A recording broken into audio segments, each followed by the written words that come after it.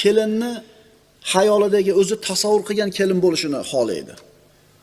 Kelin ham turmushga chiqargan kuyov bolani o'zini hayolidagi, orzusidagi yigit bo'lishini, indiyskiy bo'lishini xohlaydi. Doim meni qo'lida ko'tarib yuradi, doim meni sizlab gapiradi, o'pib erkaladi, xullas boshida ko'tarib yuradi deydi. Hayolida. Faqat unga xizmat qilishini xohlaydi. Kuyov bola ham xuddi shunaqa. Lekin vaqt o'tishi bilan mana yangi uylanganlarimiz kulyapti. U ham bu narsa bitta narsani talab qilyapti, bu ham bitta narsani talab qilyapti. Biri ikkinchisini xizmatini qilishni hech qaysi xayol keltirmayapti.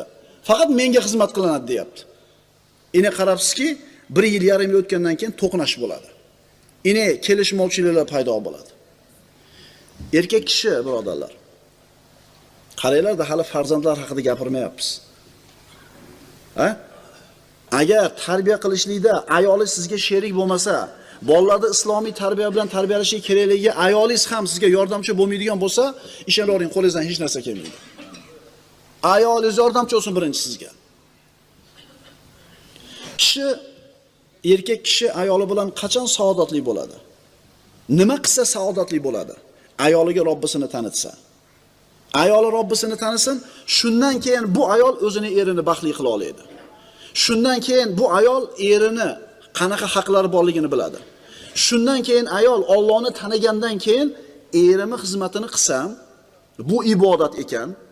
Erimni rozi qilsam, Allohning roziligiga yaqinlashaman ekan deydi, shunda erini xizmatida qoyim bo'ladi. Erkak kishi ham ayolini Allohni taniganidan keyin yelkasidagi omonat ekanligini tushunsa, unga qilgan muomalasiga qiyomatda javob berishligini o'ylasa, ayolini xizmatida bo'ladi.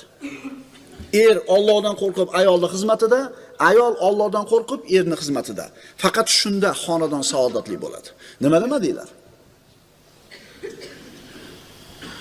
Islomiy jamiyatda, birodarlar, odamlarda erkak bilan ayolning o'rtasidagi aloqani iymon bog'laydi. Allohdan qo'rqish asosi ustiga quriladi. Endi dunyoparast odamlarda moddan ustiga quriladi. Masalan, brachniy kontrakt deb qo'yadi, mana bilasizlar, g'arbda eshitgansizlar. Turmushga chiqadi, kontrakt tuzadi. Mabodo ajrashsak, menga moncha, senga moncha. O'shuning uchun iloji boricha boyroq odamga turmushga chiqishga harakat qiladi bu g'arbli ayollar, qari bo'lsa ham, xunuk bo'lsa ham, lekin nimasi bo'lsin? Qarang, u turmushga chiqqandagi niyati buzuq o'zi. Unga turmushga chiqadi, 1 yil, 2 yil yashaydi-da, ozgina sabab bo'lib qolsa ajrashadi.